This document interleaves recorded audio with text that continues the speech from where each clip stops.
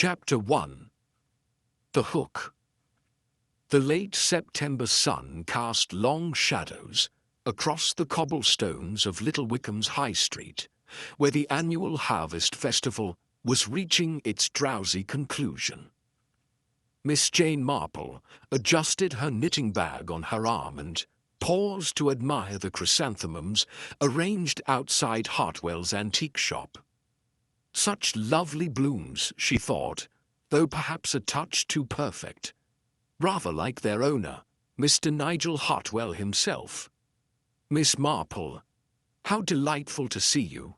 The voice belonged to Mrs. Dolly Bantry, whose plump figure was draped in an unfortunate shade of mustard yellow that clashed terribly with her flushed complexion. "Have you been enjoying the festival?" The jam competition was simply scandalous. This year, that Pemberton woman claiming her strawberry preserve was entirely homemade, when everyone knows she bought those berries from the supermarket in Much Benham. People do have their little secrets, don't they? Miss Marple replied mildly, her pale blue eyes twinkling behind wire-rimmed spectacles. "Though I suspect Mrs. Pemberton's strawberries are the least of our village's hidden truths." Mrs. Bantry's eyes widened with delicious anticipation of gossip. But before she could respond, a sharp crack echoed from somewhere behind them. Both women turned toward the sound, which seemed to have come from the narrow alley that ran alongside Hartwell's shop.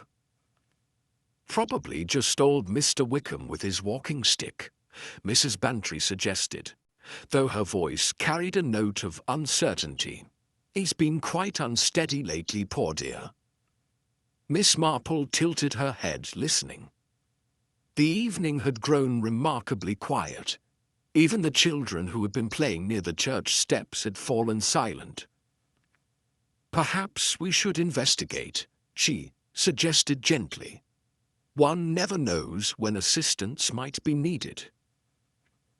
The two women made their way toward the alley, their footsteps echoing against the ancient brick walls that seemed to lean inward, creating a tunnel of shadows. The narrow passage was cluttered with the usual detritus of village life: empty crates, a discarded bicycle wheel, and several dustbins that belonged to the shops along the high street. It was Mrs. Bantry who saw him first. Nigel Hartwell lay, crumpled beside his shop's rear entrance. His usually immaculate pin-striped waistcoat now torn and stained with something dark that caught the dying light. His grey hair, normally combed back with mathematical precision, had fallen across his forehead in uncharacteristic disorder. Most disturbing of all was the complete stillness of his form, the absence of breath, of movement, of the restless energy that had always seemed to animate the antique dealer's lean frame. "Oh!" Mrs. Bantry's hand flew to her mouth, and for a moment it seemed she might faint. "Oh, dear heaven!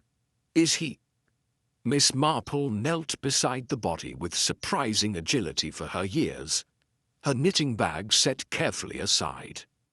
She placed two fingers against Mr. Hartwell's throat, knowing already what she would find, or rather, what she would not find. "I'm afraid so, my dear. We must call the police at once." But even as Mrs. Bantry fumbled for her mobile phone with trembling fingers, Miss Marple's sharp eyes were taking in details that would later prove significant. The back door to Hartwell's shop stood slightly ajar. Though she knew the man's obsessive nature would never have permitted such carelessness under normal circumstances. His pocket watch, a beautiful Victorian piece he was never without, had stopped at precisely 11:47. Most curious of all was the small object clutched in his right hand. A delicate porcelain figurine of a shepherdess, one that Miss Marple was quite certain she had seen somewhere before. "The police are on their way," Mrs. Bantry announced, her voice high with shock. They said not to touch anything. Quite right, Miss Marple agreed, though she continued to study the scene with the methodical attention of someone accustomed to observing human nature in all its complexities. Tell me, Dolly, did you happen to notice if Mr. Hartwell had any visitors today? Anyone unusual, perhaps? Mrs. Bantry pressed her handkerchief to her eyes. Well, there was that dreadful man from London, Mr. Grimsby, I think his name was. He arrived this morning in a motor car that was far too loud for a respectable village. And then there was young Timothy Fletcher, though he's hardly unusual. He's been working for Mr. Hartwell for months now, cataloguing the inventory or some such thing. Anyone else? Mrs. Weatherby stopped by around tea time. She was looking for a particular piece for her collection. Something about a missing shepherdess from a set she'd purchased last month. She seemed quite agitated when she left. Miss Marple's eyes returned to the porcelain figure in the dead man's hand. A shepherdess, you say? Yes, though I can't imagine why anyone would get so worked up over a bit of old china. But then, collectors can be quite passionate about their pieces, can't they? Indeed they could, Miss Marple reflected. She had learned long ago that people's deepest passions often revealed their deepest secrets. And secrets, in her experience, had a way of leading to violence when exposed to the wrong sort of pressure. The sound of approaching sirens began to echo through the narrow streets of Little Wickham, and Miss Marple rose to her feet, brushing dust from her sensible wool skirt. By morning, she knew, the village would be buzzing with theories about poor Mr. Hartwell's death. Some would blame it on robbery gone wrong, others on a business dispute. The police would follow their usual procedures, gathering evidence and interviewing suspects with methodical thoroughness. But Miss Marple had already begun to suspect that the truth behind Nigel Hartwell's murder lay not in the obvious motives of money or business, but in the more complex web of human relationships that bound the residents of Little Wickham together. Relationships that, like antique porcelain, could appear beautiful on the surface, while hiding hairline cracks that, under sufficient pressure, could cause the whole structure to shatter. As the first police car rounded the corner, its blue lights painting the alley walls in alternating patterns of light and shadow, Miss Marple picked up her knitting bag and prepared to step back into the role of harmless elderly observer. After all, she had found that people revealed far more of their true nature when they believed no one was really watching. Chapter 2. The village reacts. By 8 o'clock the following morning, news of Nigel Hartwell's death had spread through Little Wickham with the efficiency of spilled water, finding every crack in ancient floorboards. Miss Marple, taking her customary morning constitutional past the post office, observed the animated clusters of villagers with the detached interest of a naturalist studying particularly fascinating specimens.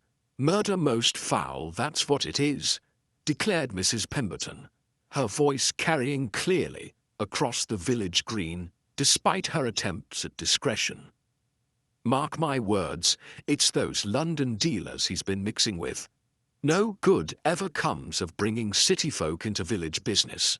Miss Marple paused to admire the late roses climbing the post office wall, positioning herself within comfortable eavesdropping distance. Mrs. Pemberton, of Strawberry Preserve controversy fame, had gathered quite an audience, including young Dr. Hydock, the village chemist Mr. Pye, and several other worthies whose morning routines had been deliciously disrupted by tragedy. "Now, Mrs. Pemberton," Dr. Haydock interjected with the patience of a man accustomed to village dramatics, "we shouldn't jump to conclusions. The police haven't even determined the cause of death yet. Cause of death. Mrs. Pemberton's eyebrows shot upward. The man was lying in an alley behind his own shop at midnight. Hardly died of natural causes, did he? Mr. Pye, a thin, nervous man who had always reminded Miss Marple of a startled rabbit, cleared his throat hesitantly. Actually, I happened to be working late in the dispensary last night. Stock-taking, you understand.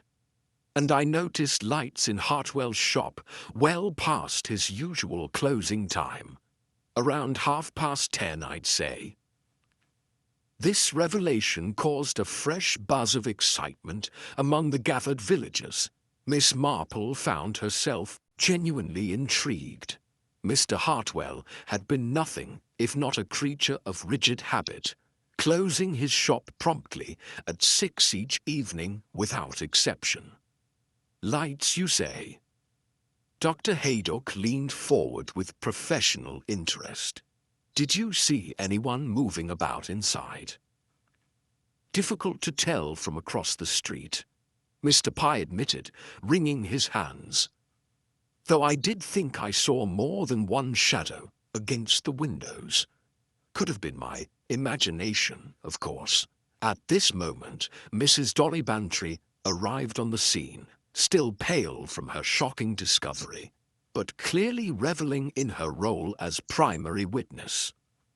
The crowd parted respectfully to allow her closer access to the conversation. The police inspector was quite thorough, she announced importantly. Inspector Crawford, a very capable-looking man from the county constabulary. He's already begun interviewing people who knew poor Mr. Hartwell. And what did you tell him? Mrs. Pemberton inquired, with barely concealed eagerness. Mrs. Bantry drew herself up with dignity. Only the facts, naturally, about the visitors I'd observed yesterday. That unpleasant Mr. Grimsby from London, young Timothy Fletcher, and Mrs. Weatherby, with her concerns about the missing shepherdess. Miss Marple's needles clicked softly as she continued her knitting, though her attention remained fixed on the conversation. The porcelain shepherdess had been troubling her thoughts since the previous evening. Mrs. Weatherby seemed quite distressed when she left the shop. Mrs. Bantry continued, almost angry, I'd say, most unlike her usual composed manner. Angry about a piece of china? Dr. Haydock sounded skeptical. You'd be surprised what collectors will do for the right piece, offered a new voice. Timothy Fletcher had approached the group, his young face drawn with worry and exhaustion. At 25, he possessed the earnest intensity of someone taking his first tentative steps into the adult world, and the death of his employer had clearly shaken him considerably. "Timothy, my dear boy," Mrs. Bantry exclaimed, immediately adopting a maternal tone. "How dreadful this must be for you. Had you worked late with Mr. Hartwell yesterday?" The young man shook his head, running fingers through his disheveled brown hair. "I left at the usual time, around 5:30.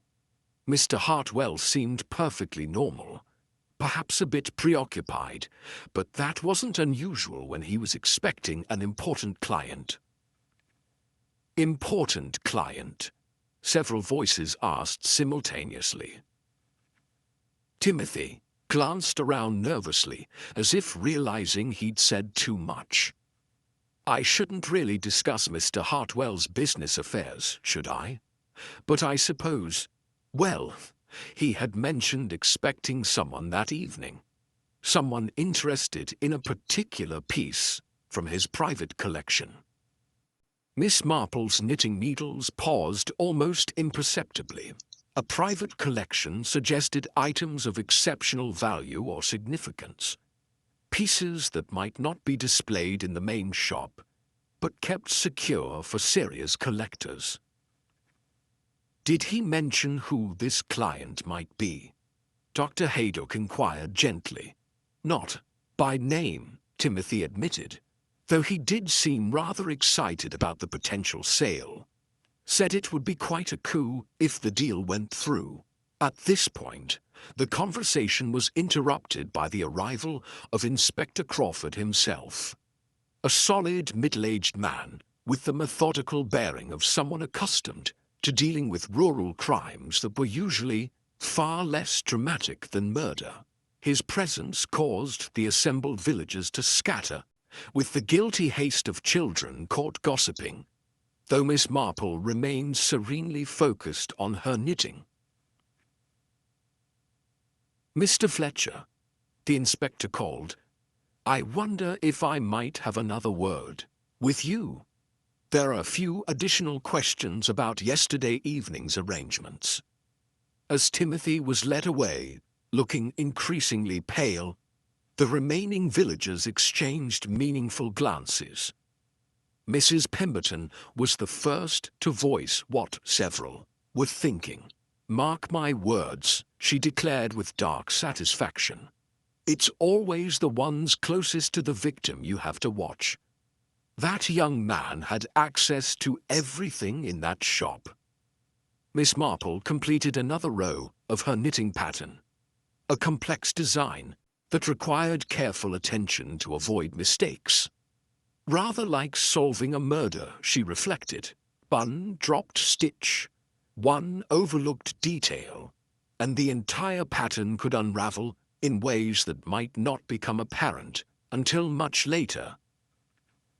As the morning crowd dispersed, each carrying their own theories and suspicions back to their respective homes and businesses, Miss Marple remained on the bench beside the post office, ostensibly absorbed in her needlework, but actually contemplating the curious human tendency to seek simple explanations for complex events. Young Timothy Fletcher was certainly a convenient suspect. He had access, knowledge of valuable items, and the desperate financial pressures that often motivated young people to make regrettable choices. But Miss Marple had observed enough of human nature to know that the most obvious solution was rarely the correct one, particularly when it satisfied everyone's desire for a tidy resolution to an untidy situation. The real murderer, she suspected, was someone who understood that tendency very well indeed. Chapter 3. Early Investigation. That afternoon, Miss Marple found herself accepting an invitation to tea with Mrs. Weatherby, an invitation that had arrived with suspicious promptness, considering the circumstances. Mrs. Weatherby lived in Rothenry Cottage, a charming Tudor dwelling whose interior revealed the obsessive attention to detail that marked a true collector. Every surface displayed carefully arranged porcelain, silver and crystal, each piece positioned with mathematical precision. "So kind of you to come, Miss Marple," Mrs. Weatherby said, her voice carrying a slight tremor that hadn't been present during their previous encounters.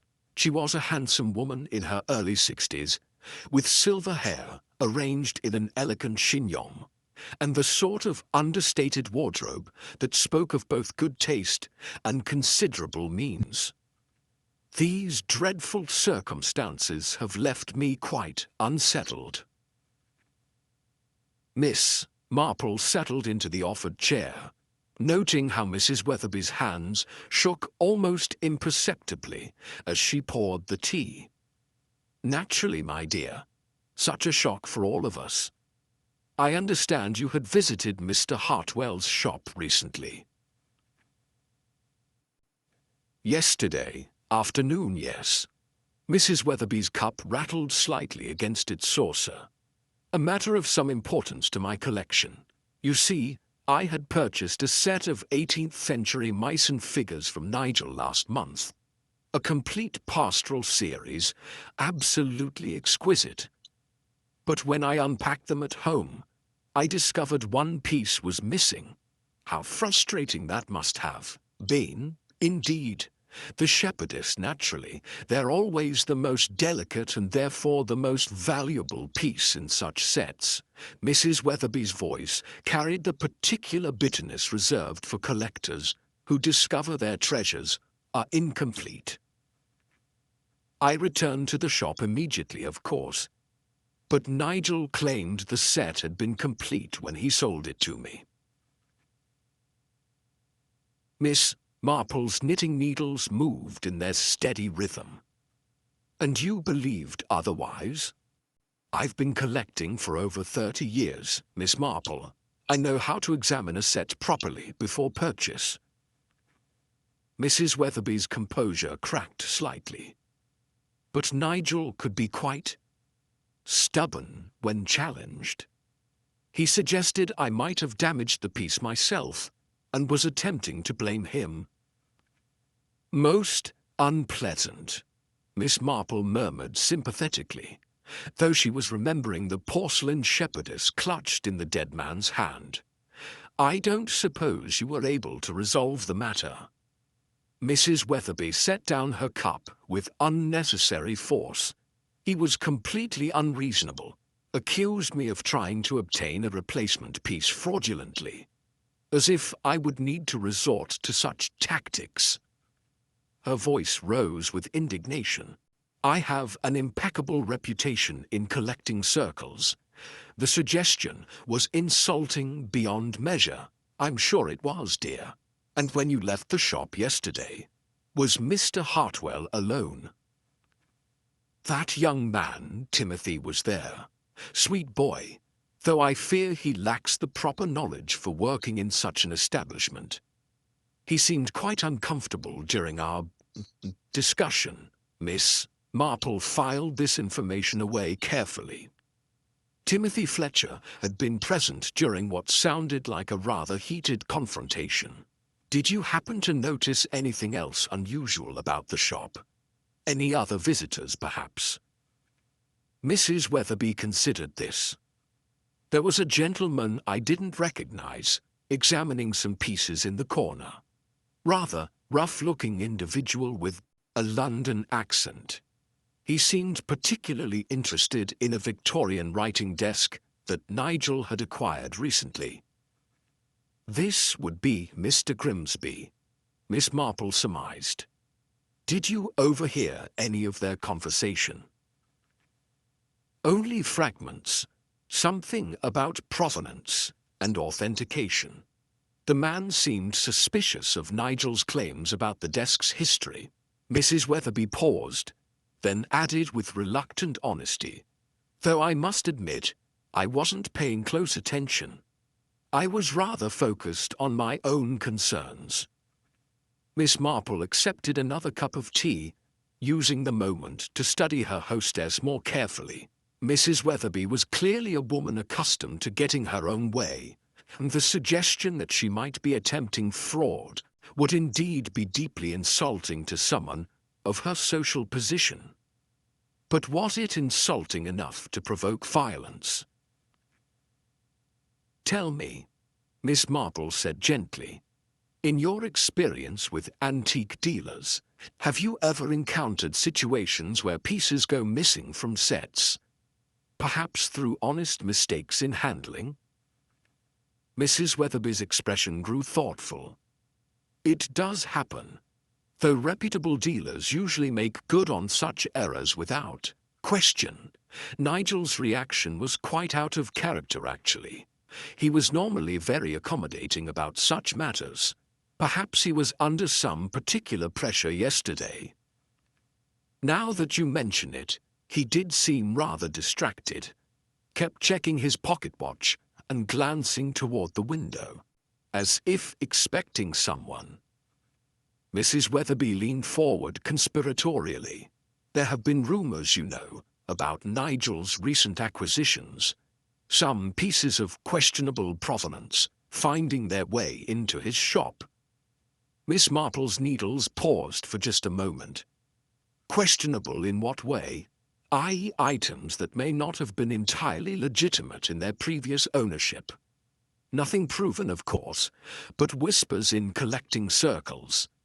Some dealers become less scrupulous when business is difficult. This was indeed interesting. If Mr. Hartwell had been dealing in stolen or improperly acquired antiques, it would open up entirely new possibilities for his murder. Criminals rarely made reliable business partners, and disputes over illegal goods had a tendency to end badly. Of course, Mrs. Weatherby continued, one mustn't speak ill of the dead. But I did notice that some of his recent stocks seemed rather too fine for a small village shop, pieces that would normally appear only in major auction houses or exclusive London establishments. Miss Marple completed another row of her knitting, her mind working through the implications. A dealer handling questionable goods, a valuable missing porcelain piece, mysterious evening appointments, and a collection of people who all seemed to have reasons for conflict with the deceased. Mrs. Weatherby, she said carefully, after you left Mr. Hartwell's shop yesterday, did you happen to return to the village later in the evening? The question clearly caught her hostess off guard. Return? No, certainly not. I came straight home and remained here for the evening. Why do you ask? Oh, no particular reason. I was simply wondering if anyone might have seen unusual activity around the shop later on, but Mrs. Weatherby's composure had shifted noticeably. She began rearranging the tea service with nervous precision, and Miss Marple observed that the woman's earlier confidence had been replaced by something that looked remarkably like fear. Miss Marple, Mrs. Weatherby said suddenly, you don't suppose this dreadful business will affect the reputation of our little village, do you? I mean, with regard to antique dealing and collecting. It would be such a shame if suspicion fell on legitimate collectors. The question revealed more than Mrs. Weatherby likely intended. Miss Marple smiled reassuringly, though her pale blue eyes remained thoughtfully alert. I'm sure everything will sort itself out properly, my dear. Truth has a way of emerging, don't you think? Rather like a well-made piece of porcelain. Authentic quality always shows through, while imitations rarely stand up to close examination.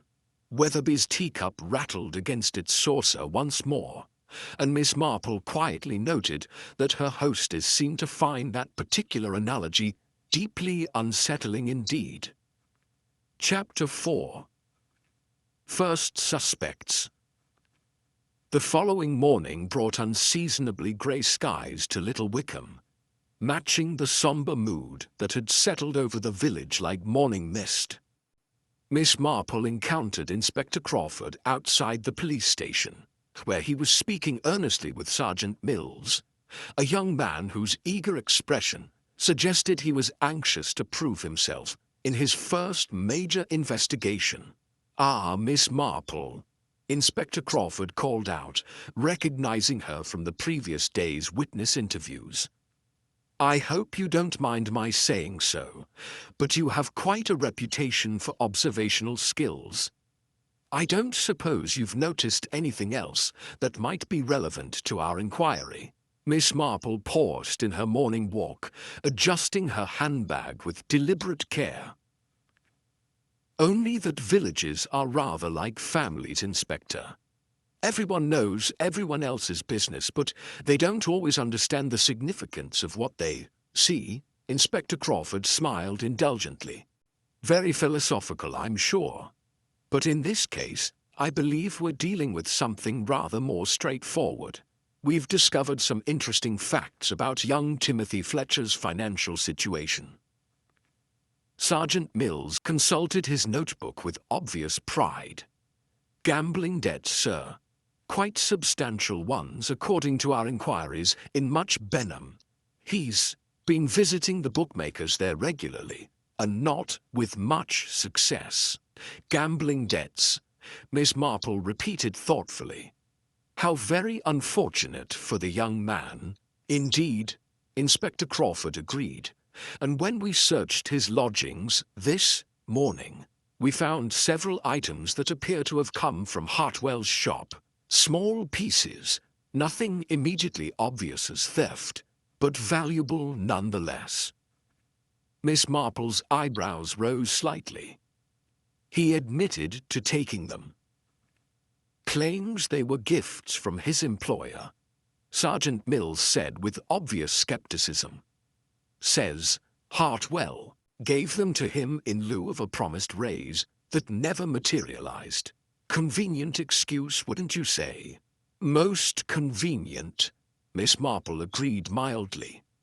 And what does Mr. Fletcher say about the evening of the murder? Inspector Crawford consulted his own notes. Says he left the shop at his usual time, around 5:30, went to his lodgings, had his tea, and spent the evening reading. No witnesses to corroborate his story after 6 o'clock. No landlady or fellow lodgers. He has a small flat above the baker's shop on Church Lane. Quite isolated, actually. Could have slipped out easily without being seen. Miss Marple considered this information while watching a small sparrow attempt to extract seeds from a particularly stubborn flower head in the nearby garden. Persistence was admirable, but sometimes one needed to approach a problem from an entirely different angle. Has Mr. Fletcher been arrested? Not yet, Inspector Crawford replied. We're still gathering evidence, but between the gambling debts, the stolen items, and the lack of alibi. He shrugged expressively. It's only a matter of time. At that moment, Timothy Fletcher himself appeared around the corner, walking with the careful gait of someone trying very hard to appear normal while under intense scrutiny. His face was pale, and dark circles under his eyes suggested he hadn't slept well since his employer's death. Mr. Fletcher, Inspector Crawford called out. A word, if you please. The young man approached reluctantly, his hands thrust deep in his coat pockets. Inspector, I was going to the library. Of course you were, Sergeant Mills muttered, just loudly enough to be heard. Miss Marple observed the interaction with interest. Timothy Fletcher certainly looked guilty. But then, in her experience, innocent people often appeared far more guilty than actual criminals, who had usually spent considerable time perfecting their deceptions. Mr. Fletcher, Inspector Crawford continued, we've been reviewing your statement about Monday evening. You're quite certain you didn't return to the shop after leaving at 5:30? Absolutely certain, Timothy replied, though his voice carried a slight tremor. I had no reason to go back. No reason at all. Not even if Mr. Hartwell had contacted you about his evening appointment. Perhaps asked you to return to assist with a particularly valuable piece. Timothy's eyes widened. Evening appointment. I don't know anything about any evening appointment. Miss Marple found this reaction particularly interesting. The young man's surprise seemed genuine, which suggested either remarkable acting ability or actual ignorance of his employer's plans for that evening. Come now, Mr. Fletcher. Sergeant Mills interjected impatiently. You were Mr. Hartwell's assistant. Surely you knew about his business appointments. Only the regular ones, Timothy insisted. The weekly visits from Mrs. Pemberton looking for teacups or Dr. Haydock browsing for medical curiosities. Mr. Hartwell didn't discuss his more private clients with me. Private clients? Inspector Crawford's attention sharpened. What sort of private clients? Timothy glanced around nervously, as if realizing he'd revealed more than intended. Well, collectors who preferred discretion, people who didn't want it known what they were buying or selling. Mr. Hartwell said confidentiality was essential in the antique trade. Miss Marple's knitting needles clicked softly as she absorbed this information. A dealer who specialized in discreet transactions would naturally attract clients who had reasons for avoiding publicity. Not all of them necessarily criminal, but many of them potentially complicated. And you knew nothing about such an appointment. On Monday evening, Inspector Crawford pressed. Nothing at all, Timothy repeated. If Mr. Hartwell had arranged something, he didn't tell me about it. Sergeant Mills made a note with obvious satisfaction. Very convenient, having no knowledge of arrangements that might provide you with an opportunity for theft. I didn't steal anything. Timothy's voice rose with genuine distress.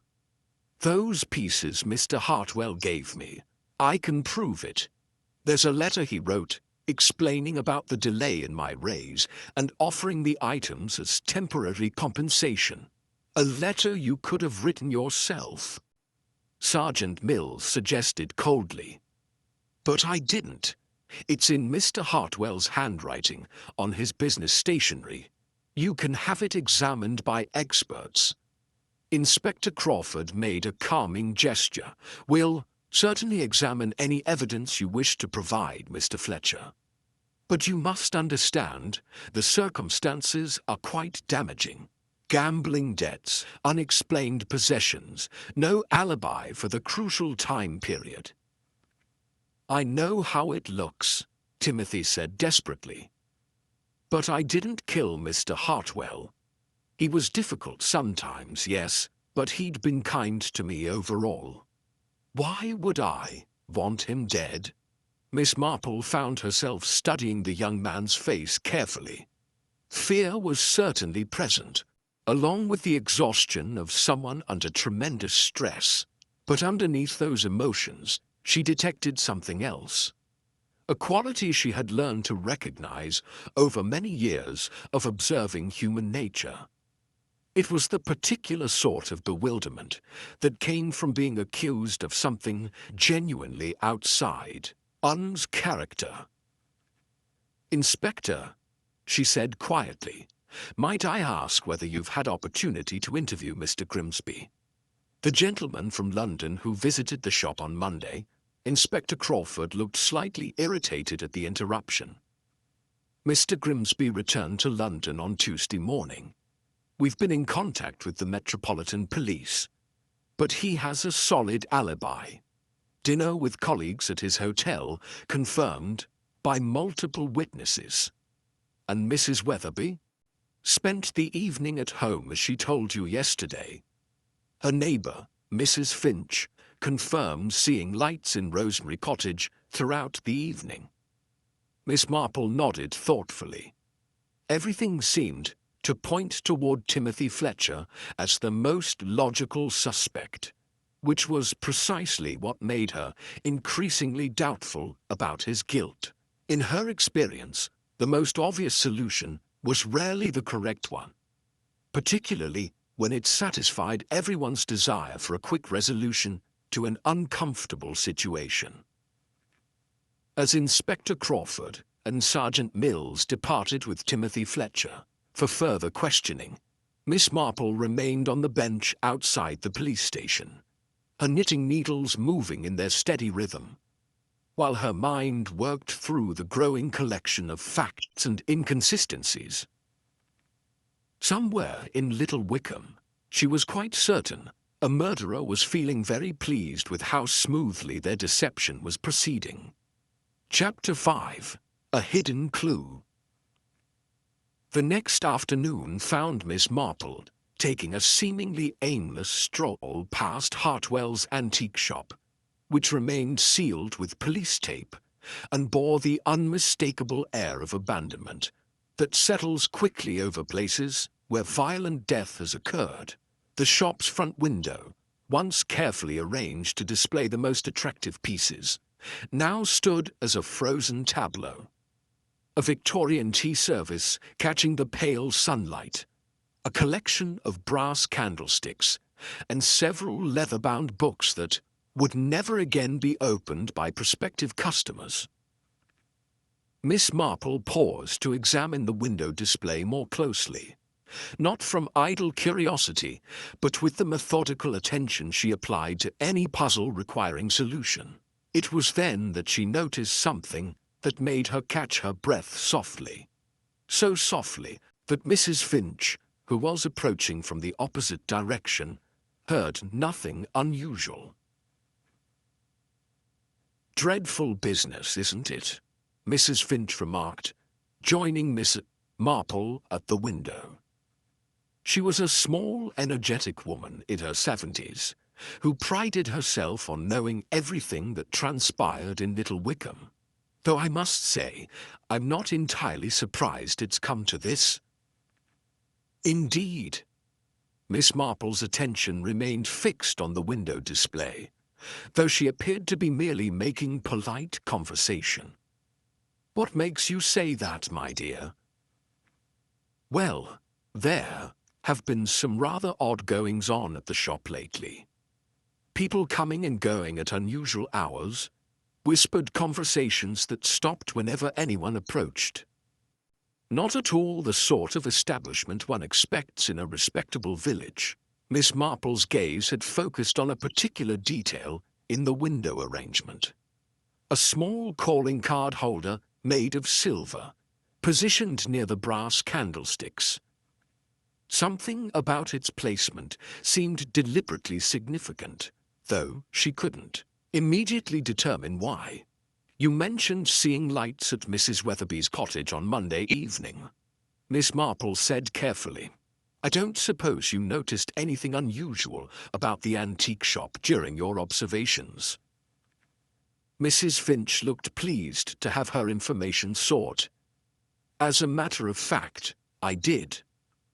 Around 11 o'clock, I happened to be closing my bedroom curtains. Always check the street before retiring, you understand, just to ensure everything's secure.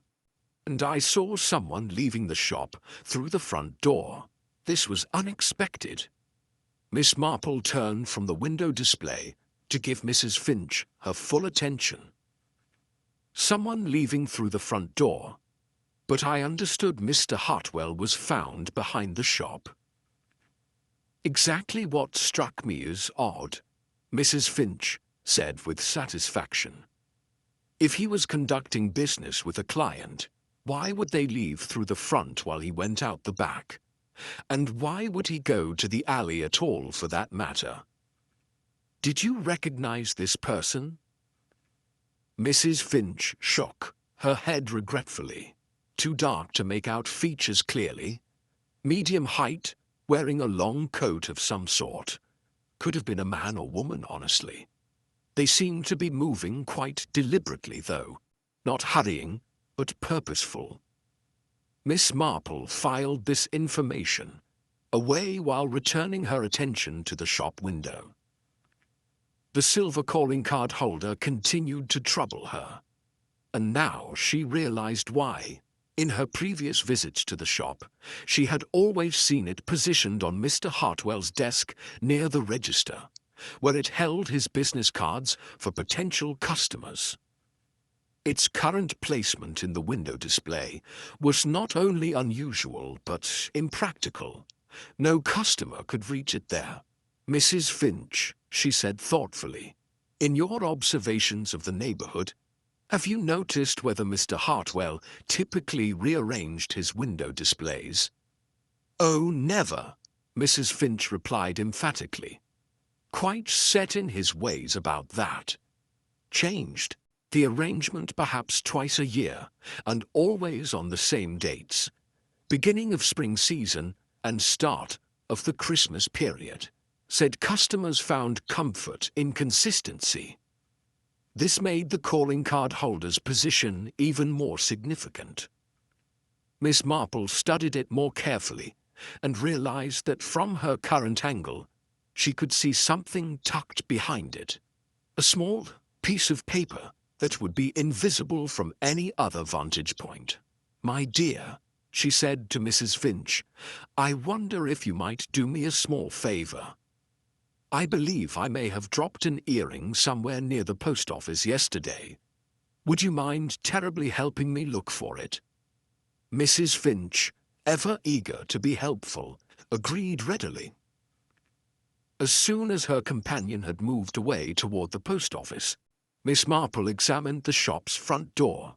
The police tape was positioned to prevent entry, but it didn't completely obstruct the mail slot, a detail she noted with interest.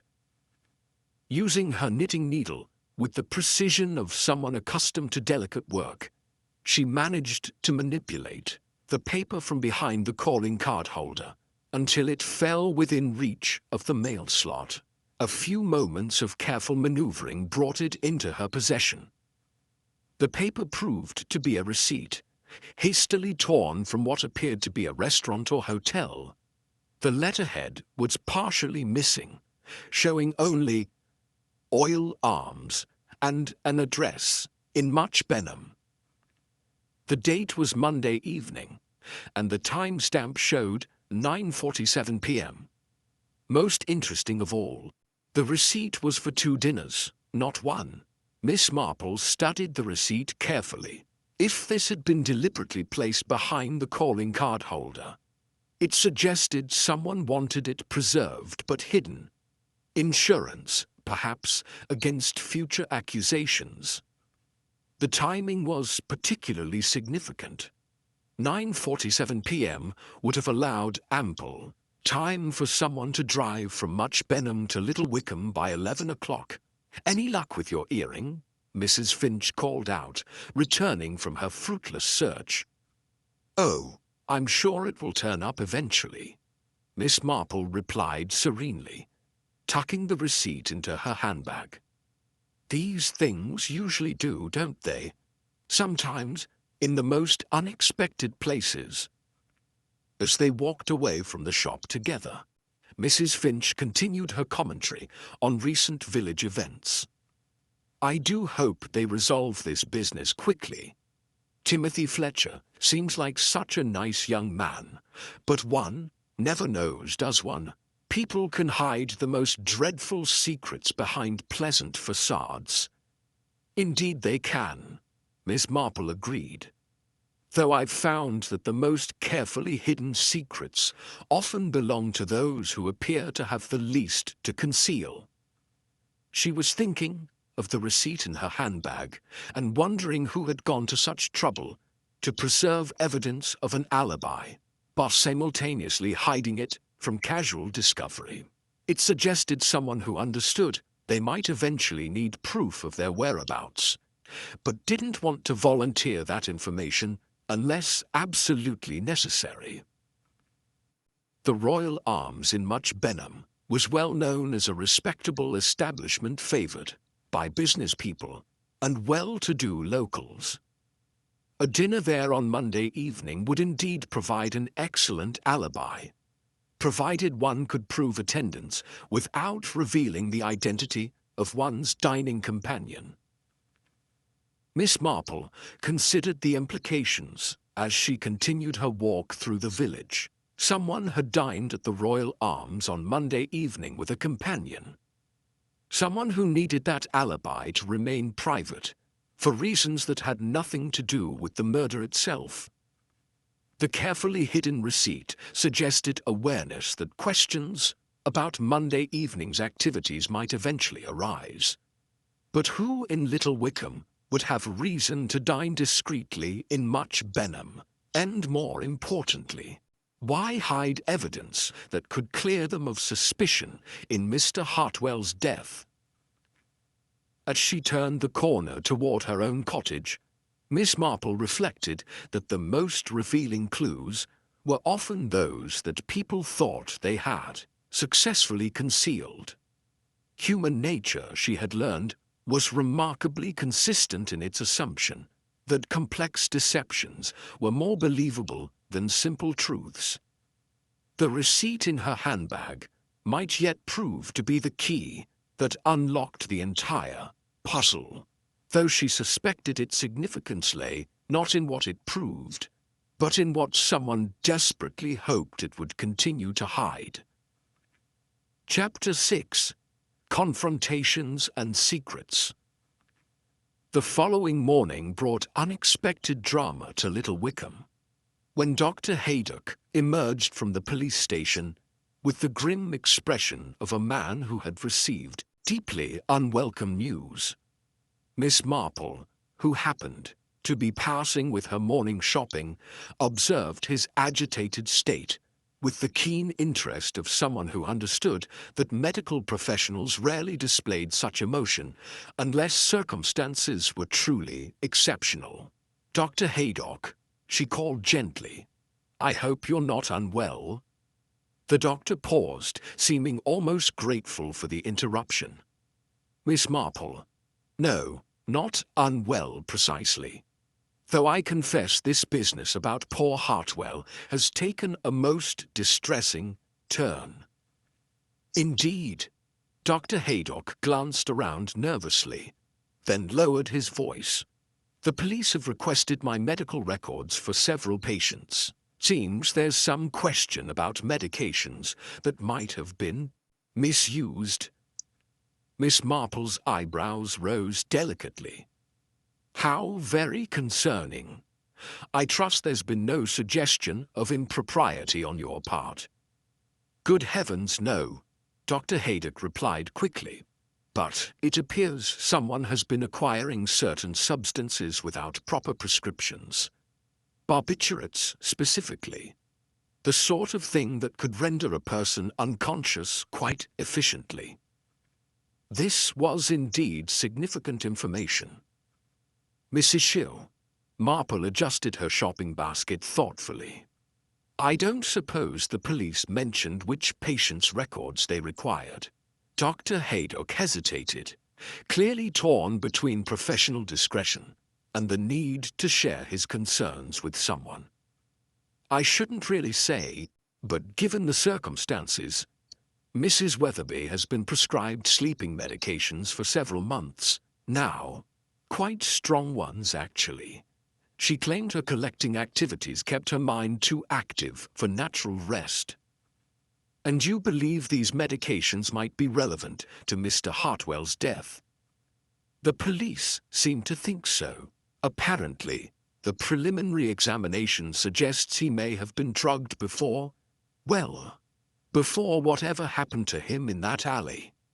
Miss Marple found this revelation particularly intriguing when considered alongside the hidden receipt she had discovered. A victim rendered unconscious by drugs would explain how someone might have arranged to meet him at the shop, incapacitated him, and then moved him to the alley, all while maintaining an alibi for the crucial time period. "Dr. Haydock," she said carefully, "in your professional opinion, would someone need medical knowledge to administer such drugs effectively?" "Not necessarily," he admitted reluctantly. "The dosage calculations are quite straightforward for someone with reasonable intelligence, and the substances dissolve easily in tea or coffee." At that moment, their conversation was interrupted by the arrival of Mrs. Weatherby herself, who appeared to be in a state of considerable agitation. Her usually immaculate appearance was somewhat disheveled, and her hands trembled as she approached them. "Dr. Haydock," she said breathlessly, "I've just come from the police station. They've asked the most impertinent questions about my medical prescriptions. Surely patient confidentiality provides some protection." Dr. Haydock looked deeply uncomfortable. "I'm afraid not when there's a murder investigation, Mrs. Weatherby. The authorities have quite broad powers in such circumstances." Mrs. Weatherby's face flushed with indignation. "They're suggesting I might have used my sleeping tablets for some nefarious purpose. The idea is preposterous. I'm a respectable member of this community, not some common criminal."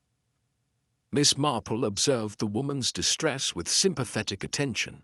"I'm sure the police are simply being thorough, my dear. They must investigate all possibilities. But it's so unfair, Mrs. Weatherby continued, her voice rising with emotion.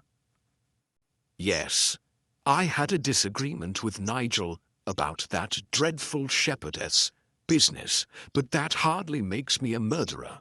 And now they're questioning my whereabouts on Monday evening, as if Mrs. Finch's testimony about my cottage lights isn't sufficient evidence.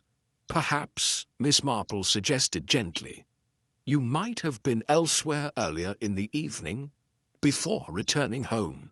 The question seemed to strike Mrs. Weatherby like a physical blow.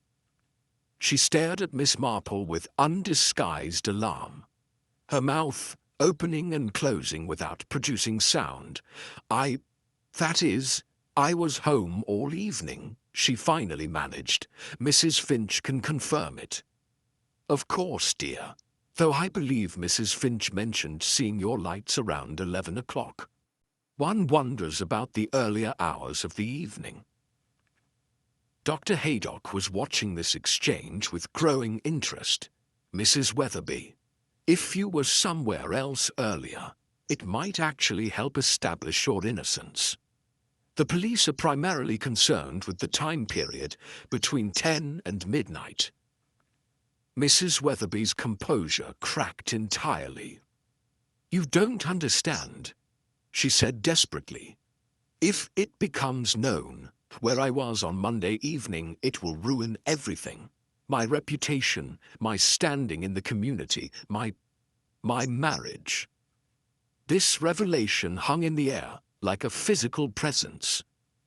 Miss Marple felt pieces of the puzzle beginning to align in her mind, though the complete picture remained frustratingly elusive. My dear Mrs. Weatherby, she said with infinite gentleness, secrets have a way of becoming public during murder investigations. Perhaps it would be wiser to control how your information is revealed, rather than allowing others to discover it independently. Mrs. Weatherby began to weep quietly. I was at the Royal Arms in Much Benham, she confessed, having dinner with someone I shouldn't have been dining with. Someone whose reputation would be as damaged as mine if this became public knowledge. Dr. Haydock handed her his handkerchief. A romantic entanglement. Nothing sordid, Mrs. Weatherby insisted quickly. Simply someone whose company I enjoy. Someone who understands my passion for collecting in ways my husband never has. But Herbert would never forgive such a friendship, and the village would be insufferably scandalized. Miss Marple reached into her handbag and withdrew the receipt she had discovered. Would this help establish your alibi, my dear? Mrs. Weatherby stared at the paper in amazement. Where did you find this? I thought I'd lost it when I was fumbling with my handbag keys. It was hidden quite cleverly in Mr. Hartwell's shop window, behind a calling card holder that had been moved from its usual position. But why would it be there? Dr. Haydock asked, clearly puzzled. Miss Marple folded the receipt carefully and returned it to her handbag. I suspect someone wanted to preserve evidence of Mrs. Weatherby's alibi without making it immediately available to investigators. Rather like keeping an insurance policy that could be produced if absolutely necessary. Mrs. Weatherby's tears had stopped, replaced by a look of growing alarm. But who would do such a thing and why? Someone who knew about your dinner companion, Miss Marple replied thoughtfully. Someone who wanted to ensure you had an alibi for Monday evening, but only if their own plans required it. The implications of this statement were deeply unsettling. If someone had deliberately preserved Mrs. Weatherby's alibi while she remained unaware of it, it suggested a level of calculation and foresight that transformed the entire nature of the crime. Dr. Haydock cleared his throat nervously. Are you suggesting that someone planned Mr. Hartwell's murder in advance? That this wasn't a crime of passion or opportunity? Miss Marple's pale blue eyes had taken on the distant look that those who knew her had learned to recognize as particularly significant. I'm suggesting, she said quietly, that we're dealing with someone who understands human nature well enough to predict how people will behave when placed under pressure. Someone who could arrange events to ensure that when suspicion fell, it would land exactly where they intended it to fall. Mrs. Weatherby shivered despite the morning warmth. You mean someone used my situation to their advantage? Indeed, my dear. Though I suspect your innocent secret was only one element in a much more complex design. Chapter 7. Another twist that afternoon brought news that sent fresh shockwaves through Little Wickham. Timothy Fletcher had been found unconscious in his flat above the baker's shop, apparently the victim of what Dr. Haydock grimly described as a deliberate overdose of the same barbiturates that had been used on Mr. Hartwell. Unlike his employer, however, Timothy was discovered in time and rushed to the hospital in Much Benham, where he remained in critical but stable condition. Miss Marple arrived at the scene shortly after the ambulance had departed, finding Inspector Crawford in deep conversation with Sergeant Mills outside the baker's shop. Both men wore the frustrated expressions of investigators whose seemingly straightforward case had suddenly become incomprehensibly complicated. Suicide attempt, Inspector Crawford was saying as Miss Marple approached, or someone trying to silence him permanently? Could be either, sir. Sergeant Mills replied uncertainly. If he killed Hartwell and the guilt was eating at him, he might have decided to end it all. But if he was innocent and getting too close to the truth...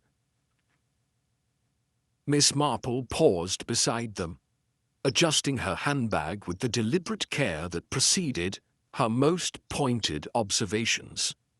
I wonder if I might ask what led to Mr. Fletcher being discovered. Inspector Crawford turned to her with barely concealed exasperation. Anonymous telephone call to the police station. Someone claimed to be concerned about Fletcher's state of mind, suggested we check on his welfare. How thoughtful, Miss Marple murmured. I don't suppose the caller identified themselves. Disguised voice, according to the desk sergeant. Could have been male or female. Just said Fletcher had been acting strangely, and they were worried he might do something desperate. Sergeant Mills consulted his notebook. The caller knew exactly which flat Fletcher occupied, mentioned the entrance through the alley behind. The bakers seemed familiar with his living arrangements. Miss Marple found this detail particularly interesting. Timothy Fletcher's lodgings were not widely known in the village, and the rear entrance was so inconspicuous that even regular visitors often missed it. Someone with such specific knowledge suggested either intimate familiarity with the young man's habits or careful surveillance of his activities. Was there any indication of how the barbiturates were administered? She inquired. Dr. Haydock emerged from the building at that moment, his medical bag in hand and his expression deeply troubled. Similar to Hartwell's case, he reported grimly. Dissolved in tea from the looks of it. Fletcher's cup was still on the table, along with what appears to be a suicide note. A note? Inspector Crawford's eyebrows shot upward. You didn't mention that before. I wanted to examine it properly before commenting, Dr. Haydock replied. It's written in Fletcher's hand, confessing to Hartwell's murder and expressing remorse for his actions. Claims the gambling debts drove him to desperation. Miss Marple's knitting needles, which had been moving in their usual steady rhythm, paused almost imperceptibly. "Might I ask what sort of paper the note was written on?" Dr. Haydock looked puzzled by the question. "Ordinary writing paper, as far as I could tell. Why do you ask?" "Simple curiosity, Doctor. I've noticed that people under severe emotional distress often use whatever comes to hand. Torn envelopes, napkins, margins of newspapers. A formal suicide note on proper stationery suggests rather more deliberate planning." Inspector Crawford studied her with growing interest. "Are you suggesting the note might not be genuine?" "I'm suggesting," Miss Marple replied carefully, "that someone planning suicide might be less concerned with the quality of their writing materials than someone hoping to create a convincing document." Sergeant Mills shifted uncomfortably. "But it's definitely Fletcher's handwriting. We compared it to examples from his employment records." "Oh, I don't doubt the handwriting is authentic," Miss Marple agreed. "But consider the circumstances. A young man supposedly consumed with guilt over murder takes the time to write a careful confession on good paper, then prepares tea laced with precisely the right amount of barbiturates to ensure unconsciousness. Rather methodical for someone in the throes of suicidal despair, wouldn't you say?" Dr. Haydock frowned thoughtfully. "Now that you mention it, the dosage was remarkably precise, enough to render him unconscious, but not quite enough to be fatal, assuming prompt medical intervention. Which raises the interesting question," Miss Marple continued, "of whether someone intended Mr. Fletcher to die, or merely to appear to have attempted suicide." Inspector Crawford was looking increasingly troubled. "You're suggesting someone else drugged Fletcher and forged a suicide note?" "I'm suggesting someone wanted us to believe Fletcher had attempted suicide while leaving room for him to survive and potentially recant his confession. Rather like having one's cake and eating it too." At that moment, Mrs. Bantry appeared, having clearly rushed from her own home upon hearing the news. Her face was flushed with excitement and concern in equal measure. "Is it true about poor Timothy?" she demanded breathlessly. "Mrs. Finch said there were ambulances and police cars everywhere. Has he really confessed to murdering Mr. Hartwell?" "The situation is still being investigated," Inspector Crawford replied diplomatically. Mrs. Bantry turned to Miss Marple with the expectant expression of someone hoping for more satisfying information. "You were there when we found Mr. Hartwell's body. Did you suspect Timothy from the beginning?" Miss Marple considered the question carefully. "I suspected someone was working very hard to ensure suspicion fell on Mr. Fletcher. Whether he was guilty or innocent seemed almost secondary to that person's intentions. But surely his attempted suicide proves his guilt?" Mrs. Bantry pressed. "Does it?" Miss Marple's pale blue eyes had taken on their characteristic distant look. "Or does it prove that someone wanted us to believe in his guilt so thoroughly that they were willing to risk his life to convince us?" Dr. Haydock was nodding slowly. "The timing is certainly convenient. Just when the evidence against Fletcher was becoming overwhelming, he conveniently confesses and removes himself from further questioning." "Convenient indeed," Miss Marple agreed, "particularly for someone who might have been concerned about what Mr. Fletcher could reveal under prolonged interrogation." Inspector Crawford made a note in his book. What sort of revelations could Fletcher make that would threaten the real murderer? Perhaps not revelations about the murder itself, Miss Marple suggested, but about the preparations leading up. to it. Someone who planned this crime as carefully as our evidence suggests would need to know a great deal about various people's habits, schedules, and vulnerabilities. Mr. Fletcher, as Hartwell's assistant, might have inadvertently provided crucial information without realizing its significance. Sergeant Mills looked confused. You mean he might have helped plan the murder without knowing it? I mean, someone may have used him to gather intelligence while keeping him completely ignorant of their ultimate intentions. And now, that person has decided Mr. Fletcher knows too much for comfort, even if he doesn't realize what he knows. Mrs. Bantry shivered despite the afternoon warmth. You make it sound like someone's been manipulating all of us. Miss Marple's knitting needles resumed their steady clicking. In my experience, Mrs. Bantry, the most successful criminals are those who understand human nature well enough to predict how people will react under pressure. They don't just commit crimes, they orchestrate them, ensuring that every piece falls exactly where they want it to fall.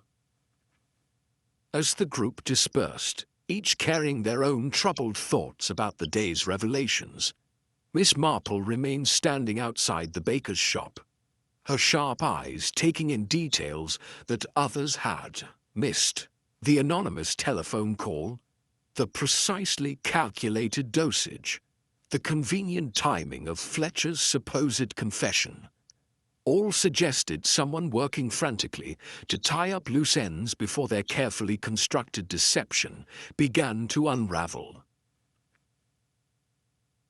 But, in their haste to silence Timothy Fletcher, the real murderer had made their first significant mistake. They had revealed just how desperately they needed Fletcher to appear guilty, which strongly suggested he was nothing of the sort. Chapter 8. Miss Marple's Final Test. The following morning found Miss Marple seated in the village tea shop, ostensibly absorbed in her knitting, while actually engaged in careful observation of the other patrons. She had deliberately chosen a table near the window where she could monitor the comings and goings along High Street, though her true purpose was far more specific than general surveillance. At precisely 10:30, her target arrived. Mr. Pye, the nervous village chemist, entered the tea shop with his characteristic air of barely contained anxiety. His thin face was even more pinched than usual, and his hands trembled slightly as he approached the counter to order his morning coffee. Miss Marple had been expecting his appearance. Indeed, she had made certain inquiries the previous evening that would ensure his presence at this particular time and place. Mr. Pye, she called gently, looking up from her knitting with apparent surprise. How lovely to see you. I don't suppose you'd care to join me. I find solitary tea drinking rather melancholy under these circumstances. The chemist hesitated, clearly torn between social politeness and an obvious desire to avoid conversation. Eventually, courtesy won, and he settled into the chair opposite Miss Marple, with the resigned expression of a man accepting an unpleasant but unavoidable duty. Dreadful business about young Fletcher, Miss Marple observed, her needles clicking in their steady rhythm. Though I suppose you must be particularly affected, given your medical knowledge. Mr. Pye's cup rattled against its saucer. Medical knowledge? I'm hardly a doctor, Miss Marple, just a chemist. But surely that makes it even more disturbing. Understanding precisely how barbiturates work, the dosages required, the effects on the human system. Such knowledge must make the whole affair quite vivid in your mind. I try not to think about it, Mr. Pye replied, his voice barely above a whisper. The police have asked quite enough questions about pharmaceutical matters already. Miss Marple's expression remained serenely interested. Indeed, I imagine they would be curious about how someone might acquire such substances without proper prescriptions. Though I suppose a person with professional access would face different temptations than ordinary villagers. The color drained from Mr. Pye's already pale face. Are you suggesting that someone in my position would... He couldn't seem to complete the sentence. Oh, my dear Mr. Pye, I'm not suggesting anything at all, Miss Marple replied with gentle reassurance. Simply observing that knowledge can be rather a burden sometimes. For instance, you would understand better than most how precisely those barbiturates were administered to both Mr. Hartwell and poor Timothy. Mr. Pye's hands were now visibly shaking. The police haven't shared those details publicly, haven't they? Miss Marple's eyebrows rose delicately. I must have misunderstood, though I suppose someone with your expertise would deduce the method quite easily from the basic facts. Dissolved in tea, I would imagine. Tasteless, efficient, and readily available to anyone offering hospitality. You seem to know a great deal about it yourself, Mr. Pye said, attempting to inject some defiance into his voice. Miss Marple smiled benignly. Only what one picks up from detective novels, I'm afraid. Though I must say, the precision required suggests someone with genuine pharmaceutical knowledge rather than amateur guesswork. The dosage for Mr. Hartwell was exactly sufficient to render him unconscious, while Timothy's was calculated to create the appearance of suicide attempt without quite ensuring death. Mr. Pye had gone completely white. I don't see why you're telling me this. Simply because I find the whole affair so puzzling, Miss Marple replied, her tone remaining conversational, despite the intensity of her pale blue eyes. You see, I've been wondering about that evening when you were working late in your dispensary. You mentioned seeing lights in Mr. Hartwell's shop well past closing time. Yes, I did mention that. The thing is, my dear, I've had occasion to walk past your shop in the evenings, and I've noticed that your dispensary window doesn't actually provide a clear view of Hartwell's establishment. There's a large plane tree that blocks the sight line quite effectively. Mr. Pye's mouth opened and closed without producing sound. Miss Marple continued knitting placidly, which suggests you must have observed those lights from somewhere else. Entirely, perhaps from much closer to the shop itself. I may have stepped outside for some air, Mr. Pye managed weakly. Of course, that would explain it. Though I do wonder what drew your attention to the shop in the first place, if you were simply taking the air. Miss Marple's needles paused for just a moment. Unless, perhaps, you were expecting to see something significant. The silence stretched between them, punctuated only by the gentle clink of teacups from other tables and the distant sound of traffic on High Street. Mr. Pye seemed to be struggling with some internal battle, his face cycling through expressions of fear, guilt, and desperate calculation. Mr. Pye, Miss Marple said finally, her voice dropping to little more than a whisper. I believe you've been carrying a very heavy burden. The knowledge of what really happened that night, and the terrible responsibility of watching an innocent young man nearly die for crimes he didn't commit. You don't understand, Mr. Pye burst out, his voice cracking with emotion. It wasn't supposed to happen like this. None of it was supposed to happen like this. Miss Marple set down her knitting and regarded him with infinite compassion. Then perhaps you might help me understand what was supposed to happen." Mr. Pye buried his face in his hands. He was supposed to be reasonable. I only wanted to talk to him, to explain why I needed more time. But he threatened to expose everything. My debts, the missing inventory, the prescriptions I'd altered to cover the shortfalls. Mr. Hartwell was blackmailing you. Not blackmail exactly, but he knew about my financial difficulties, and he'd figured out how I'd been borrowing from the pharmacy stock to make ends meet. Said he'd have to report it unless I helped him with certain acquisitions. Miss Marple nodded with understanding. Stolen goods requiring chemical authentication, perhaps, or pharmaceuticals for his more questionable clients. Both, Mr. Pye admitted miserably. I told myself I was just helping with legitimate business, but the requests became increasingly irregular. When I finally tried to refuse, he reminded me how much evidence he had accumulated. "So, you arranged to meet him that Monday evening. I thought, if I could make him understand my position, appeal to his better nature." Mr. Pye laughed bitterly.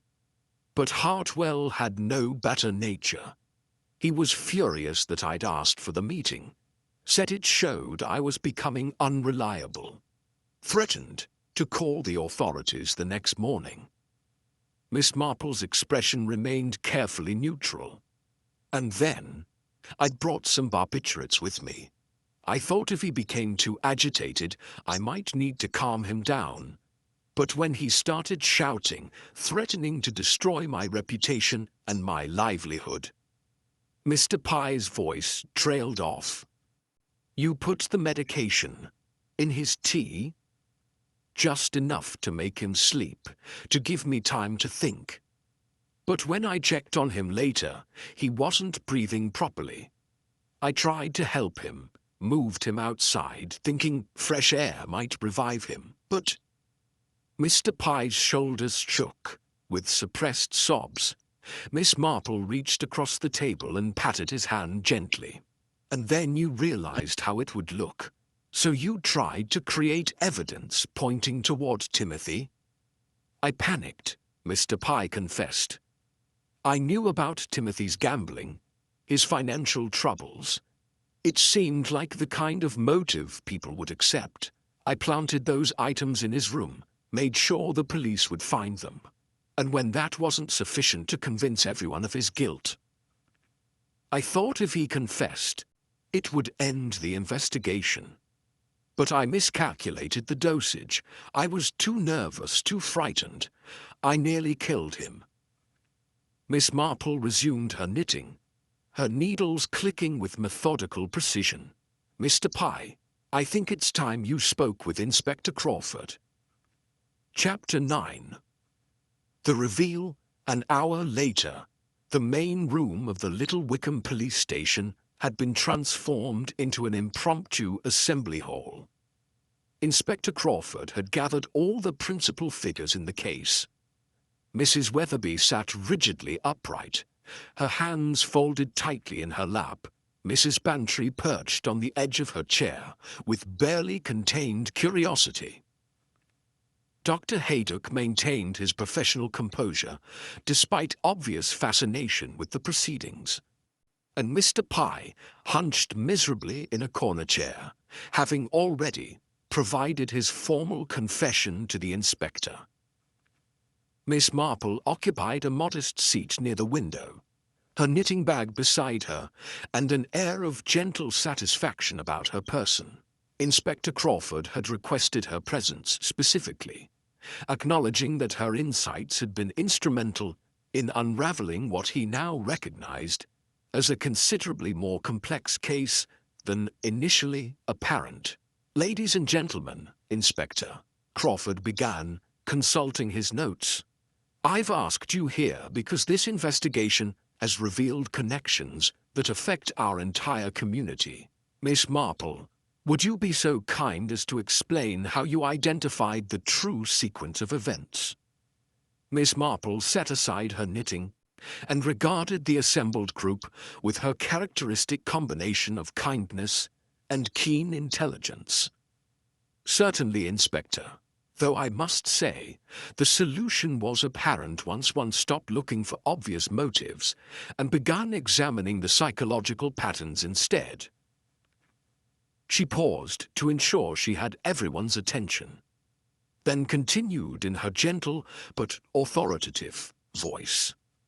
The first clue was the porcelain shepherdess found in Mr. Hartwell's hand. Mrs. Weatherby, you had reported this piece missing from your set, and its presence at the crime scene initially suggested your involvement. However, the more I considered the matter, the more it seemed like evidence that had been deliberately placed. Mrs. Weatherby shifted uncomfortably. Deliberately placed by whom? By someone who knew about your dispute with Mr. Hartwell and wanted to ensure suspicion fell upon you if their primary plan failed. Miss Marple replied. The shepherdess served as insurance, a way to redirect attention if the frame of Timothy Fletcher proved insufficient. Dr. Haydock leaned forward with interest. You're saying someone planned multiple false trails? Precisely, Doctor. Our murderer understood that suspicion naturally falls on those with obvious motives. Timothy had gambling debts and access to valuable items. Mrs. Weatherby had recently quarreled with the victim. Both provided convenient explanations for the crime. Inspector Crawford nodded approvingly. But you realized that convenience itself was suspicious. Indeed, the critical moment came when I discovered the restaurant receipt hidden in the shop window. Someone had deliberately preserved evidence of Mrs. Weatherby's alibi while ensuring she remained unaware of it. This suggested a person who wanted her available as a suspect, but also wanted to control whether her guilt could be proven. Mrs. Bantry looked puzzled. But surely that indicates someone was trying to protect Mrs. Weatherby. On the contrary, Miss Marple explained patiently. It indicates someone who understood that the most convincing deceptions include elements of truth. By preserving her alibi secretly, the murderer could produce it if suspicion became too focused on her, thereby appearing helpful while actually manipulating the investigation. Mr. Pye made a soft sound of distress, but Miss Marple continued with gentle relentlessness. The second crucial clue was Mr. Pye's claim about observing lights in the shop from his dispensary. When I realized the sight line was blocked by vegetation, I understood he must have been much closer to the scene than he admitted. Why didn't you suspect him immediately? Dr. Haydock inquired. Because he appeared to be helping the investigation rather than hindering it, Miss Marple replied. The most successful criminals often position themselves as helpful witnesses, providing just enough accurate information to establish credibility while concealing their true involvement. Inspector Crawford consulted his notes. The pharmaceutical angle was always present, but we assumed the murderer had somehow acquired the barbiturates illegally, whereas the simplest explanation was that they came from someone with legitimate access. Miss Marple agreed. Mr. Pye's profession provided both the means and the knowledge necessary for precise dosage calculations. The fact that both victims survived, Mr. Hartwell long enough to be moved, Timothy long enough to be discovered, suggested someone with genuine understanding of pharmaceutical effects. Mrs. Weatherby spoke up hesitantly. But what about Mr. Hartwell's blackmail scheme? Surely that provides adequate motive for murder. Miss Marple regarded her with sympathy. Indeed it does, my dear. But it also explains why Mr. Pye felt trapped enough to take desperate action. Blackmail is a particularly insidious crime because it transforms victims into accomplices, making them feel complicit in their own exploitation. She turned to address the room generally. Mr. Hartwell had discovered Mr. Pye's financial irregularities and was using that knowledge to force cooperation in increasingly questionable activities. When Mr. Pye finally attempted to break free, Mr. Hartwell threatened immediate exposure. Dr. Haydock nodded thoughtfully. So, the murder was unpremeditated. The murder, yes, Miss Marple confirmed. But the subsequent cover-up was carefully planned. Mr. Pye had time to consider his options while waiting to see whether Mr. Hartwell would recover. When it became clear that wouldn't happen, he began constructing false evidence. Inspector Crawford added the items planted in Timothy's room, the anonymous tip about his supposed suicide attempt, all calculated to ensure suspicion fell on an innocent party. What troubled me most, Miss Marple continued, was the attempt on Timothy's life. A truly guilty person might indeed attempt suicide from remorse, but the precise dosage and convenient timing suggested someone else's involvement. Mr. Pye was becoming increasingly desperate as the investigation continued. Mrs. Bantry shuddered. To think he nearly killed that poor young man just to protect himself. Mr. Pye finally spoke, his voice barely audible. I never meant for any of it to happen. I just wanted it all to stop. The blackmail, the pressure, the fear of discovery. When Hartwell threatened to destroy my life, I simply panicked. Miss Marple's expression softened with genuine compassion. Human nature is rarely purely evil, Mr. Pye. Fear and desperation can drive good people to terrible actions. The tragedy is that your initial crime was relatively minor. Irregularities in inventory management born of financial pressure. Mr. Hartwell's blackmail scheme was far more serious than anything you had done. Inspector Crawford cleared his throat. Nevertheless, the law must take its course. Mr. Pye will be charged with manslaughter in Mr. Hartwell's death and attempted murder regarding Timothy Fletcher. Will Timothy recover fully? Mrs. Weatherby asked anxiously. Dr. Haydock nodded reassuringly. Complete recovery is expected. He was fortunate that Mr. Pye's nerves affected his dosage calculations. Miss Marple picked up her knitting once more, her needles resuming their steady rhythm. The saddest aspect of this entire affair is how unnecessary it all was. Had Mr. Pye simply approached the proper authorities about Mr. Hartwell's blackmail scheme, none of these tragedies would have occurred. But blackmail victims rarely think clearly about their options, Inspector Crawford observed. The shame and fear cloud their judgment. Indeed, Miss Marple agreed, which is precisely what blackmailers depend upon. They understand that good people will go to extraordinary lengths to protect their reputations, even when the secrets they're hiding are relatively minor compared to the crimes they're being forced to commit. As the group began to disperse, each carrying their own thoughts about the revelations, Miss Marple remained seated by the window, watching the ordinary life of Little Wickham continue beyond the glass. The village would heal from this disruption, as villages always did. But the knowledge of how easily fear could transform decent people into desperate criminals would linger in everyone's memory. Truth, she reflected, was indeed like well-made, porcelain beautiful when whole, but capable of cutting deeply when shattered. Chapter 10. Aftermath. 3 weeks later, Little Wickham had settled into the peculiar rhythm that follows great upheavals in small communities.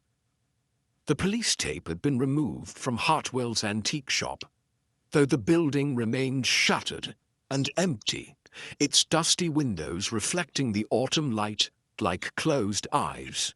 Timothy Fletcher had returned from hospital, pale but determined to rebuild his reputation, and had taken temporary employment with Dr. Haydock while considering his future.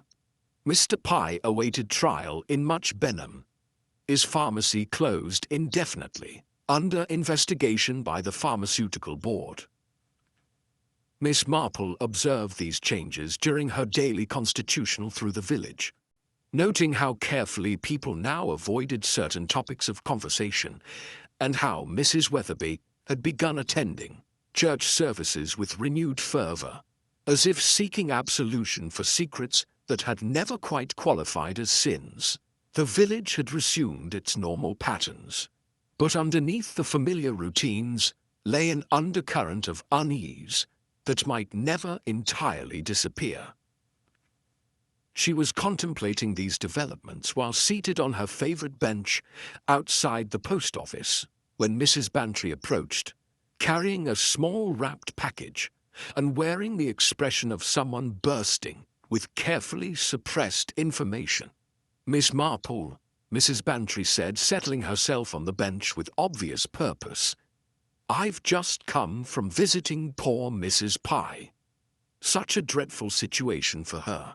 The shame, the financial ruin, and now facing life entirely alone."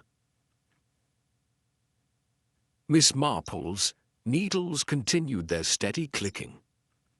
Indeed, the families of criminals often suffer consequences quite disproportionate to their own involvement in the crimes. She mentioned something rather interesting. Mrs. Bantry continued, lowering her voice conspiratorially. Apparently, her husband had been receiving mysterious payments over the past several months. Small amounts deposited directly into their personal account, separate from the pharmacy business. This information caused Miss Marple's needles to pause, though only briefly. Mysterious payments. Mrs. Pye had assumed they were related to some private consulting work her husband was doing. You know how chemists sometimes provide advice to other businesses about pharmaceutical matters. But now she's wondering if they might have been connected to, well, to whatever Mr. Hartwell was forcing him to do. Miss Marple considered this revelation carefully. If Hartwell had been paying Pye for his cooperation, rather than simply coercing it through blackmail, it suggested a more complex relationship than had emerged during the confession. Perhaps the blackmail had been only part of a larger scheme that would never be fully understood. Has Mrs. Pye shared this information with the authorities? She's planning to, Mrs. Bantry replied. Though I suspect it won't change anything about her husband's situation. The damage is done, isn't it? Before Miss Marple could respond, they were joined by Dr. Haydock, who was walking briskly along the street with the purposeful stride of a man with important business to conduct. "Ladies," he greeted them, tipping his hat. "Mrs. Bantry, Miss Marple. Beautiful afternoon for reflecting on recent events." "Indeed it is, Doctor," Miss Marple agreed. "I trust Timothy is adjusting well to his new circumstances." Dr. Haydock's expression grew thoughtful. "Remarkably well, actually. The experience seems to have matured him considerably. He's expressed interest in studying for a medical degree. Says he wants to help people who find themselves in desperate situations before they resort to desperate measures." "How admirable," Mrs. Bantry commented. though I suppose it will take years before anyone in the village completely trusts him again. Trust is rather like a fine piece of china, Miss Marple observed mildly. Once broken, it can be repaired, but the crack lines always remain visible to those who know where to look. Dr. Haydock nodded gravely. Speaking of trust, I've been reviewing my own procedures for dispensing medications. This entire affair has made me realize how easily pharmaceutical safeguards can be circumvented by someone with professional knowledge and access. A sobering thought, Miss Marple agreed, though I suspect the real lesson involves recognizing when good people are being pushed beyond their limits. Mr. Pye's criminal actions were inexcusable, but the pressures that led to them were very real. At that moment, Mrs. Weatherby appeared at the corner, walking with the measured pace of someone who had recently learned to be more careful about attracting attention. She hesitated upon seeing the small group, then approached with the resigned expression of someone who could no longer avoid uncomfortable encounters. "Miss Marple," she said quietly, "I wanted to thank you for your discretion regarding my personal circumstances. Inspector Crawford assured me that the details of my dining companion would remain confidential." "I'm very glad to hear it, my dear," Miss Marple replied warmly. "Some secrets are worth protecting, particularly when they harm no one." Mrs. Weatherby's face showed both relief and lingering anxiety. "I've decided to be more honest with my husband about my interests and friendships. This entire experience has taught me that the fear of exposure can be far more destructive than the truth itself." "A wise decision," Dr. Haydock observed. "Secrets have a way of growing more burdensome over time, while honesty, though initially difficult, tends to become easier with practice." As Mrs. Weatherby continued on her way, the three remaining companions sat in comfortable silence, each absorbed in their own thoughts about the events that had so dramatically disrupted their peaceful village. "Miss Marple," Mrs. Bantry said, "eventually, do you think we'll ever really understand what drove Mr. Hartwell to become involved in such questionable activities? He seemed like such a respectable businessman." Miss Marple's pale blue eyes took on their characteristic distant expression. "I suspect Mr. Hartwell discovered that there's a significant market for services that exist in the grey areas between legal and illegal commerce, and he, dealing with its emphasis on provenance and authenticity, would naturally attract people seeking to legitimize questionable acquisitions. But surely he must have known the risks." "Oh, I'm certain he did," Miss Marple replied. "But successful criminals often convince themselves they're too clever to be caught. Mr. Hartwell had probably been operating his schemes for years without serious consequences. Such success breeds a dangerous overconfidence." Dr. Haydock adjusted his medical bag thoughtfully. "The irony is that his blackmail of Pye ultimately led to his downfall. If he had simply maintained his illegal activities without trying to coerce others into participation, he might have continued indefinitely." "Indeed," Miss Marple agreed, "greed and the desire for control are often more dangerous than the original crimes that inspire them. Mr. Hartwell's mistake was in believing he could manipulate people indefinitely without consequences." As the afternoon shadows began to lengthen across the village green, Miss Marple gathered her knitting supplies and prepared to return home. The familiar patterns of Little Wickham life would continue, she knew, but they would be forever altered by the knowledge of how quickly ordinary people could find themselves entangled in extraordinary circumstances.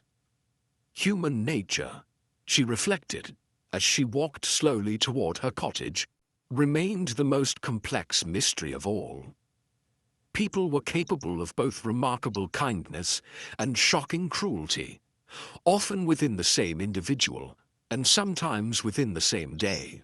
The challenge for those who sought justice was not simply to punish the guilty, but to understand the tangled motivations that led good people to make terrible choices.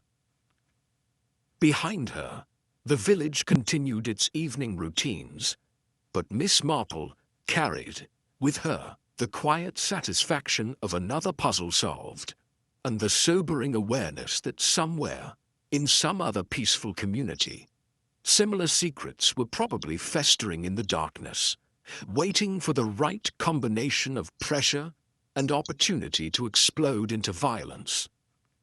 The human heart, after all, was both more fragile and more dangerous than most people cared to acknowledge. Chapter 11. Unfinished Business. 2 months after Mr. Pye's trial and conviction, Miss Marple received an unexpected visitor. She was tending to her roses in the late afternoon sunshine when a black motorcar pulled up outside her cottage gate. From it emerged a woman in her 50s, elegantly dressed but with the slightly haggard appearance of someone who had recently endured considerable stress. "Miss Marple?" the woman inquired, approaching with measured steps. "I'm Catherine Grimsby. I believe you may remember my late husband Charles, who visited Little Wickham shortly before Mr. Hartwell's unfortunate death." Miss Marple set down her pruning shears, her memory immediately sharpening. Charles Grimsby, the London dealer whose questioning of provenance had seemed so significant at the time, yet who had been dismissed from consideration due to his solid alibi. "Mrs. Grimsby," she replied warmly, removing her gardening gloves. "Please, do come in. I'm so sorry for your loss. I wasn't aware that your husband had passed away." Mrs. Grimsby's composure wavered slightly. 3 weeks ago, a heart attack, the doctors said, though I suspect the stress of recent events contributed significantly to his condition. They settled in Miss Marple's sitting room, where afternoon light streamed through lace curtains and illuminated the comfortable disorder of a life devoted to observation and reflection. Mrs. Grimsby accepted a cup of tea with obvious gratitude, her hands trembling slightly as she lifted the delicate china. "Miss Marple," she began carefully, "I've come because Charles left behind some papers that have deeply troubled me. Documents relating to his business dealings with Mr. Hartwell, and I fear they suggest the matter may not be as resolved as everyone believes." Miss Marple's needles, which had been clicking softly as she worked on a new project, paused almost imperceptibly. "Indeed? What sort of documents?" Mrs. Grimsby reached into her handbag and withdrew a manila folder. "Correspondence, receipts, and what appears to be a detailed inventory of items that Charles suspected were not legitimately acquired. He'd been investigating Mr. Hartwell's activities for several months before his death." "Investigating in what capacity?" "Charles specialized in recovering stolen antiques for insurance companies and private collectors," Mrs. Grimsby explained. "Several of his clients had reported valuable pieces going missing, only to discover remarkably similar items appearing in Mr. Hartwell's shop shortly thereafter." Miss Marple accepted the folder and began examining its contents with her characteristic thoroughness. The papers revealed a pattern of suspicious acquisitions dating back nearly 2 years. Items that appeared in Hartwell's inventory shortly after being reported stolen elsewhere, often with altered documentation or questionable provenance certificates. "Your husband was building a case against Mr. Hartwell." "Indeed. but he needed proof that the pieces were deliberately stolen rather than innocently acquired through legitimate channels. That's why he visited Little Wickham that Monday, to examine specific items and gather evidence. Miss Marple studied a particular document more closely. It was a detailed description of a Victorian writing desk that matched exactly the piece Mrs. Weatherby had mentioned seeing Mr. Grimsby examine during her own visit to the shop. "Mrs. Grimsby," she said thoughtfully, "was your husband's investigation focused solely on Mr. Hartwell, or did it extend to his associates?" "That's precisely what troubles me," Mrs. Grimsby replied, her voice dropping to an anxious whisper. "Charles believed Hartwell was working with someone who had access to high-end, private collections, someone who could identify valuable pieces and arrange for their theft without immediately arousing suspicion. A partner with intimate knowledge of the antique trade. More than that, someone with social connections that would allow them to learn about collectors' most prized possessions, to know when houses would be empty, to understand which pieces would be most easily resold." Miss Marple's mind was working rapidly through the implications. If Hartwell had indeed been operating a sophisticated theft ring, Mr. Pye's confession might have resolved only one aspect of a much larger criminal enterprise. The chemist's desperate actions could have inadvertently protected the real architect of the scheme.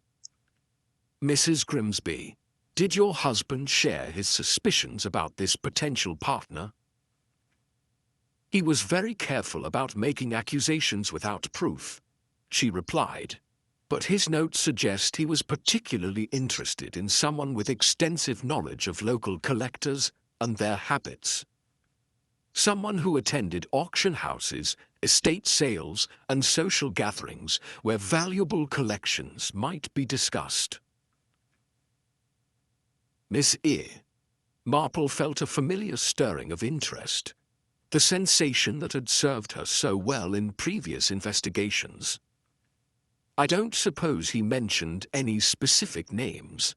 Mrs. Grimsby hesitated, then reached into the folder and withdrew a single sheet of paper covered with her late husband's handwriting. "He made this list shortly before his death, names of people he wanted to investigate further." Miss Marple examined the list carefully. Most of the names were unfamiliar London dealers and collectors, but one entry made her catch her breath softly. "Mrs. H. Weatherby, Little Wickham, extensive Meissen collection, frequent auction attendance, social connections throughout collecting community."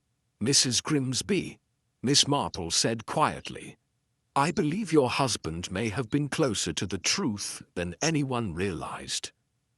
Tell me, did he ever mention the specific piece that brought him to Little Wickham that Monday? The Victorian writing desk. Charles had traced it through 3 different thefts over the past 18 months. Each time it disappeared from a private collection and reappeared weeks later in a different location with altered documentation." Miss Marple was remembering Mrs. Weatherby's reaction during their tea conversation. The nervous arrangement of her own collection, the careful positioning of each piece, the intimate knowledge she had displayed about auction houses and collecting networks.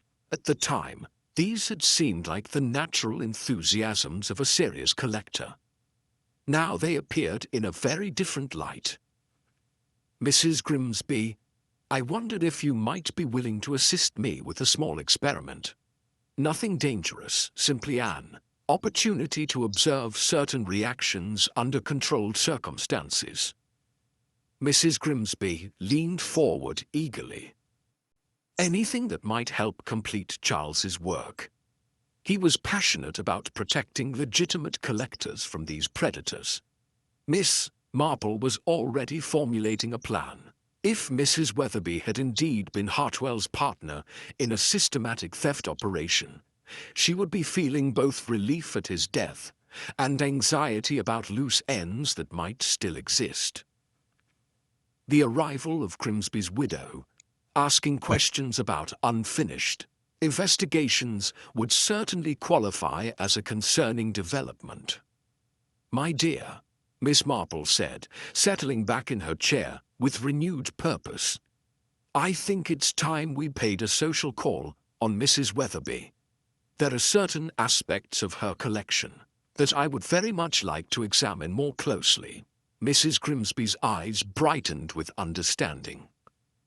"You believe she was working with Hartwell?" "I believe," Miss Marple replied carefully, "that some mysteries require more than one solution." Mr. Pye's confession resolved the question of who killed Mr. Hartwell, but it may not have answered the equally important question of why Mr. Hartwell needed to die at that particular moment. As the afternoon shadows lengthened across her sitting room, Miss Marple felt the familiar satisfaction of a puzzle that was revealing new layers of complexity. The village of Little Wickham, which had seemed to return to peaceful normalcy, might yet prove to harbor secrets that had survived the recent upheaval. Human nature, she reflected once again, never ceased to surprise even the most experienced observer. Chapter 12. Final Resolution. The following afternoon, Miss Marple and Mrs. Grimsby arrived at Rosemary Cottage under the pretext of a condolence call regarding Charles Grimsby's recent passing. Mrs. Weatherby received them with her customary grace, though Miss Marple noted a certain tension in her hostess's manner that hadn't been present during their previous encounters. "How thoughtful of you both to call," Mrs. Weatherby said, leading them into her perfectly appointed sitting room. Mr. Grimsby's death was such a shock. He seemed in perfect health when he visited the village. Mrs. Grimsby accepted the offered seat with quiet dignity.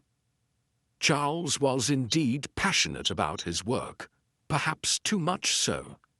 The stress of his investigations often kept him awake at night, worrying about stolen treasures and the collectors who had lost them.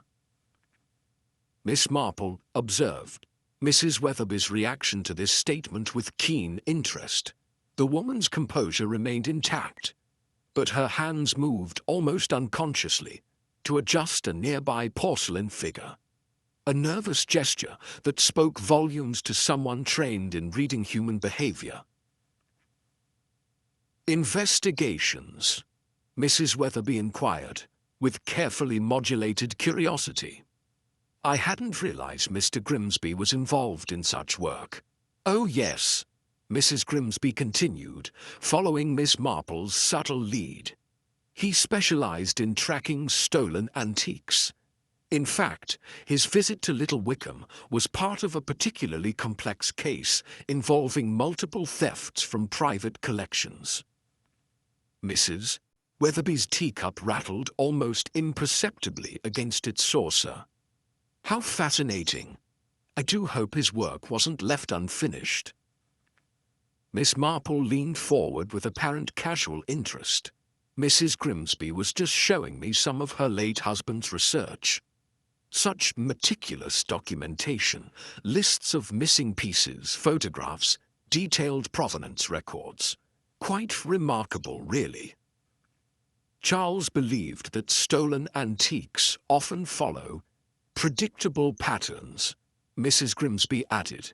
"Thieves tend to target specific types of collectors, particularly those who are well known in auction circles and social gatherings where valuable pieces might be discussed openly."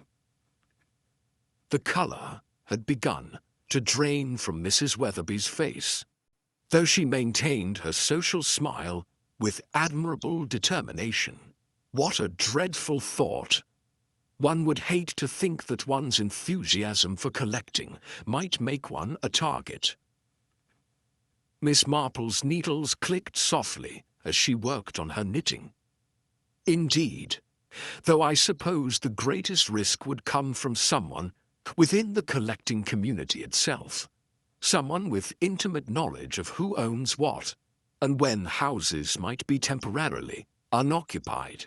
Mrs. Weatherby set down her teacup with deliberate care. You're suggesting that collectors might victimize each other? Not collectors precisely, Miss Marple replied gently, but perhaps someone who moved within collecting circles while maintaining entirely different motivations. Someone who could attend estate sales and auction previews, gather information about valuable private collections, and then pass that intelligence to actual thieves. The silence that followed was profound. Mrs. Weatherby sat frozen in her chair, her social mask finally beginning to crack under the weight of mounting revelation. Mrs. Grimsby reached into her handbag and withdrew several photographs. Charles documented these pieces over the past year. Each one was reported stolen from a different private collection, yet remarkably similar items appeared in Mr. Hartwell's shop within weeks of the thefts. She spread the photographs across the coffee table with methodical precision. Miss Marple watched Mrs. Weatherby's eyes move across the images, noting the recognition that flickered across her features despite her attempts at composure. This Meissen shepherdess, Mrs. Grimsby continued, pointing to one photograph, was stolen from a collector in Yorkshire last spring, and this Victorian inkwell disappeared from an estate in Cornwall just 6 weeks ago. Mrs. Weatherby's voice, when she finally spoke, was barely above a whisper. I don't understand what this has to do with me. Miss Marple set aside her knitting and regarded her hostess with infinite compassion. My dear, I think you understand perfectly. The question is whether you're prepared to help us complete Mr. Grimsby's work before anyone else gets hurt. Weatherby's composure finally collapsed entirely. It wasn't supposed to happen like this, she said, her voice breaking. Nigel promised no one would ever be harmed.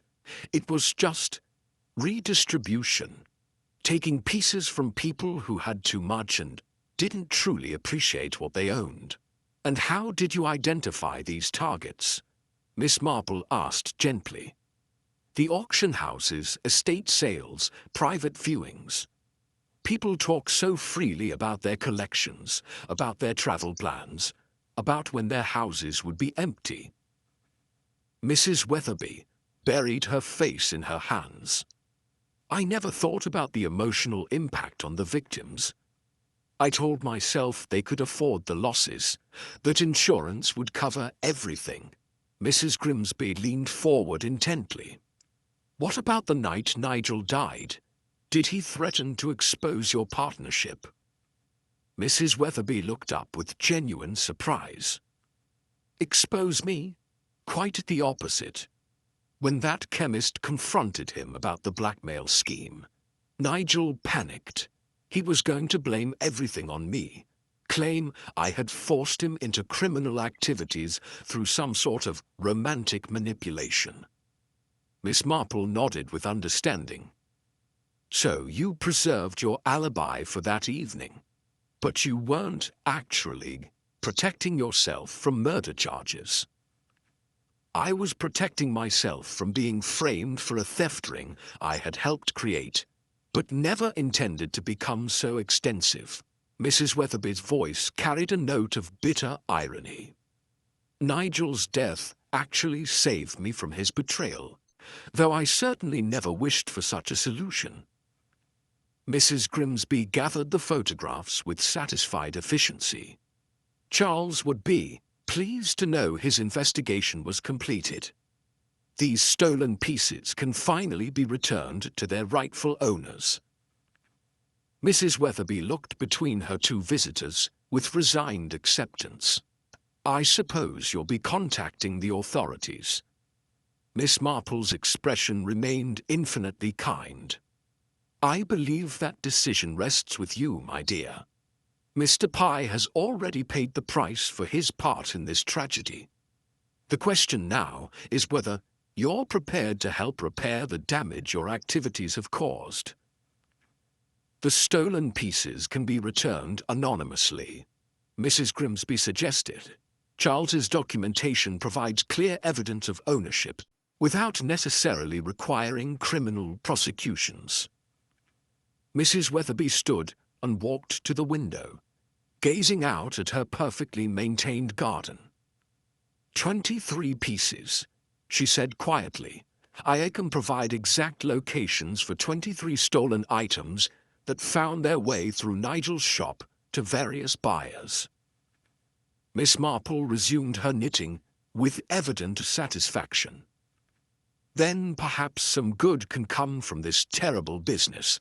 After all," as they prepared to leave Rosemary Cottage, Miss Marple reflected on the complex web of motivations that had driven 3 different people to criminal acts. Mr. Pye from desperation, Mr. Hartwell from greed, and Mrs. Weatherby from a misguided sense of social justice. Each had convinced themselves their actions were justified, yet each had ultimately caused far more harm than they had ever intended. The village of Little Wickham would heal from these revelations, as it had from previous disruptions, but the knowledge that respectability could mask such dangerous secrets would linger long in the collective memory, a reminder that human nature remained forever capable of both remarkable nobility and shocking self-deception. Miss Marple walked slowly home through the gathering dusk, her knitting bag secure on her arm, and her mind already turning to the quiet pleasures of evening tea and a good book. Sometimes, she reflected, the greatest mysteries were not those involving crime and punishment, but those involving the endless capacity of ordinary people to surprise themselves with what they were willing to do when they believed no one was watching.